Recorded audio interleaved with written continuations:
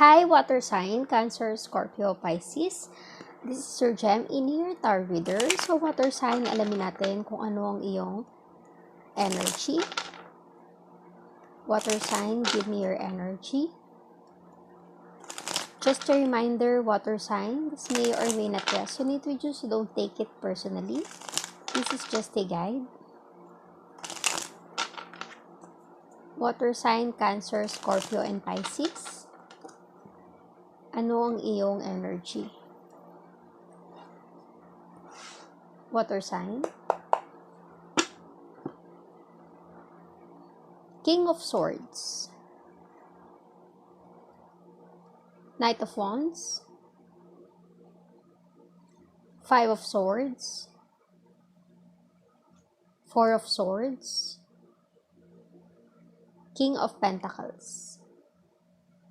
Water sign, there's an air sign with swords, Gemini, Libra, Aquarius. Fire sign with wands, Aries, Leo, and Sagittarius. And earth sign with pentacles, Taurus, Virgo, Capricorn.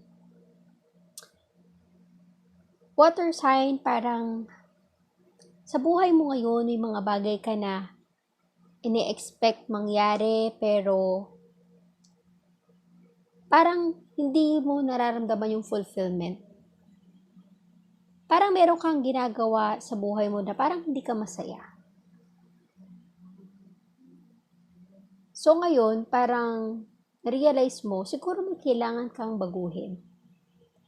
Na-realize mo na even though successful ako, bakit parang may kulang? You're trying to understand with Four of Swords. Nagninilay-nilay ka, pinag-iisipan mo, ano ba yung magpapasaya sa'yo? Ano ba yung bibigay sa'yo ng so much happiness and success? You have King of Swords, King of Pentacles, and Knight of Wands. That is something na try to pursue kung ano yung magpapasaya sa'yo. Kasi kung saan ka magiging masaya, kahit hindi ganun kalaki yung impact sa buhay mo, kung masaya ka sa ginagawa mo, iba yung success at fulfillment na mararamdaman ng puso mo. Diba? You have Five of Swords. Even though na ito yung career mo, tinutuloy mo, kung ano yung talagang landas mo, pero along the way, hindi ka na masaya. Parang wala nang motivation.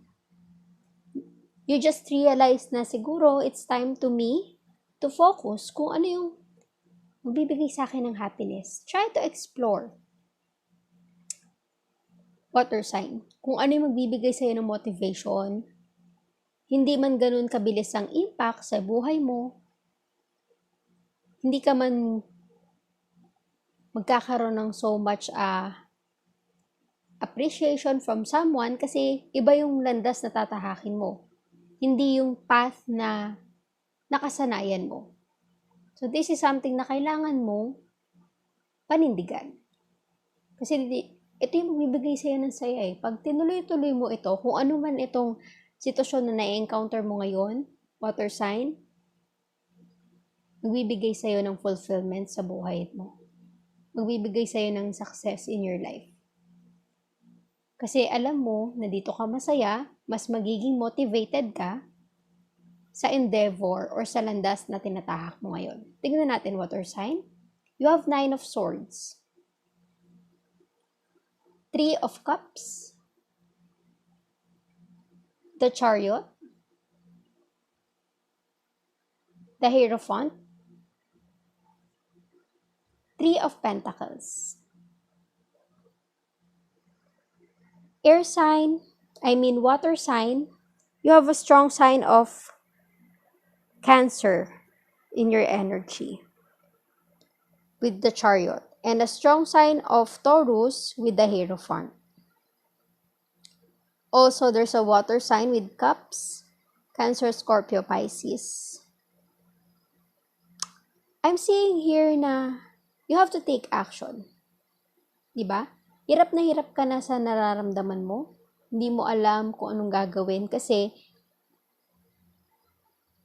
kailangan mo na mag-decide kung ano ba ang gusto mo sa buhay mo. Kailangan mo nang mag-decide kung ano yung landas na tatahakin mo Yung career mo o yung bagay na bibigay sa'yo ng motivation? Or yung bagay na magpapasaya sa'yo? O yung bagay na pinapangarap mo? For you to be able to understand kung anong nangyayari sa sitwasyon mo, kailangan tahakin mo yung landas na magpapasaya sa'yo. You have so much pain. Di ka makatulog, ang daming problema. Siguro, sa career mo ngayon, o so kung ano man ang sitwasyon na meron ka ngayon, this is something na nagbibigay sa'yo ng so much pain kasi even though someone or other people recognize you sa galing mo, kasi nga, sa career mo siguro, nag-e-excel ka, talagang ikaw yung nagtatap, ikaw yung magaling, pero hindi yun yung passion mo, hindi yun yung magpapasaya sa'yo. So, you have to understand na kailangan i-priority mo rin yung mga bagay na magpapasaya sa'yo para itong pain na ito, na dinadanas mo, yung anxiety, diba, mawala sa buhay mo. Kasi hindi yan maganda, yung ganyang energy. Lack of motivation, unti-unti kang panghihinaan ng loob. Kung ano man ang career na meron ka ngayon, if you are not motivated and happy, di ba, mawawalan ka ng gana. You have Knight of Wands and Three of Cups. For you to be successful sa passion na tatahakin mo, kailangan masaya ka. Na-enjoy mo.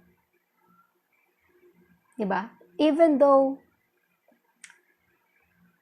ito some kind of passion lang, parang extra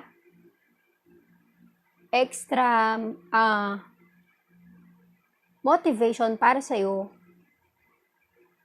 parang extra curricular activity para sa'yo, at least, at some point sa buhay mo, nagiging masaya ka, na-enjoy mo yung buhay. Hindi yung lugmok ka sa sitwasyon or sa career mo na ibibigay sa'yo ng so much anxiety. Diba? Even though siguro napopromote ka, napupuli ka ng mga katrabaho mo, pero iba pa rin kasi pag pinursu mo yung passion mo in life. So, try to make a move. Try to take action sa kung ano man yang iniisip mo na nais mong simulan or gawin na tingin mo magpapasaya sa'yo. Kasi alam mo na ito lang magbibigay sa'yo ng so much hope in your life. So, try to consider, have time. Diba? Siguro sobrang busy ka sa trabaho mo, nakakalimutan mo na yung mga bagay na magpapasaya sa'yo, ikaka-enjoy mo. Siguro, pag-isipan mo kung ano yung sitwasyon mo ngayon, kung try mong maisingit yung passion mo, gawin mo. Kasi kailangan natin minsan sa buhay na may magbibigay sa atin ng motivation. Yung may kahit pa paano nag-e-enjoy tayo. Para hindi tayo ma-stress out, ma-burn out sa buhay natin. You have King of Pentacles and Three of Pentacles. Ito yung tipong magbibigay sa'yo ng success in your life. Kasi nakikita nila na na-enjoy mo yung ginagawa mo. Simulan mo na. Kung ano man yung gusto mong simulan, business, investment, kahit ano pa yan, sports, basta alam mong dun ka sasaya, simulan mo. Kasi magbibigay yan sa'yo ng success. Hindi man financially, pero yung feeling na uplifted yung spirit mo. Tignan natin ang masasabi ng angel guide for your energy. Water sign, Cancer, Scorpio, and Pisces.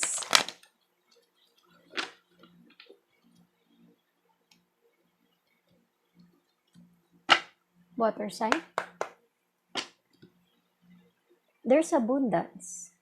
Diba? Yung feeling na hindi ka man successful in financial kasi nga nabibigay na ng career mo, trabaho mo yun, pero yung feeling mo na uplifted yung spirit mo, that is some kind of abundance in your life.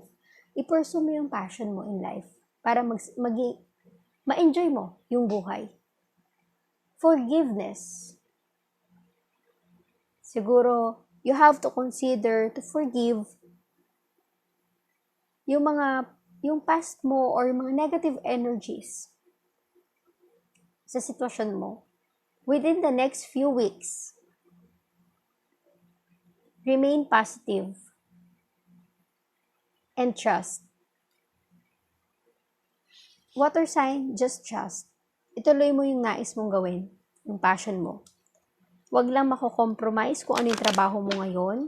Isipin mo na dagdag saya, enjoyment, kung ano man yung gusto mong tahakin sa buhay mo. Water sign, give me some advice for water sign. Oracle. Cancer, Scorpio, Pisces. It's time to release negativity. It's time for you to absorb positive energy, yung magpapasaya sa'yo, magbibigay ng motivation sa'yo. The end of a tough cycle approaches. Yung mga agam-agam mo sa buhay, yung mga doubt mo, diba? Try to release that energy. Be bold and make the first move, di ba? Take action, make a move. Pursue your dreams, pursue your passion.